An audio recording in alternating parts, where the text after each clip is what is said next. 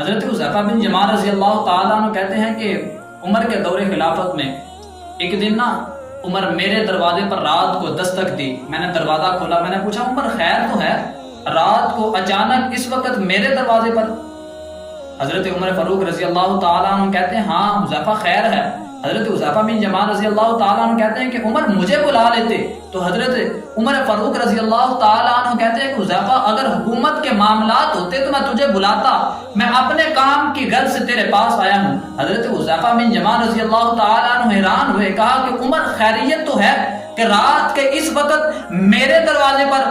حضرت عمر فاروق رضی اللہ تعالیٰ عنہ وقت کا حکمران کہہ رہا ہے کہ حذیفہ یار تو جانتا ہے کہ میں بوڑھا ہو چکا ہوں, یار حذیفہ تو جانتا ہے کہ میری داڑھی کے بال سفید ہو چکے ہیں. حضرت حذیفہ بن یمان رضی اللہ تعالیٰ عنہ کہتے ہیں کہ میں نے کہا عمر یار پہلیاں کیوں بجھا رہے ہو, سیدھی بات کہو نا, کیا کہنا چاہتا ہو؟ حضرت عمر فاروق رضی اللہ تعالیٰ عنہ کہتے ہیں کہ حذیفہ یار تو جانتا ہے کہ تجھے حضور نبی کریم صلی اللہ علیہ وسلم اپنے راز کی باتیں بتایا کرتے تھے, تو حضور کا رازدار ہے, حضور تجھے اپنے راز کی باتیں بتایا کرتے تھے, تیرے پاس مدینے کے منافقین کی لسٹ پڑی ہے.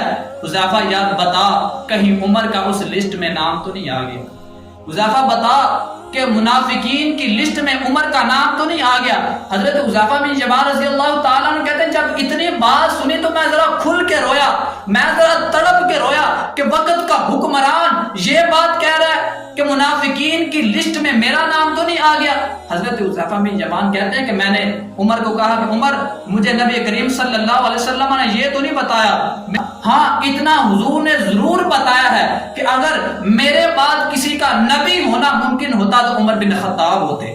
ہاں اتنا ضرور بتایا ہے حضور نے کہ اگر میرے بعد کسی کا نبی ہونا ممکن ہوتا عمر بن خطاب ہوتے. ما بعد ختم المرسلین, کوئی نبی آنا نہیں, یہ سلسلہ چلتا اگر ایک نبی ہوتا عمر, ایک نبی ہوتا عمر.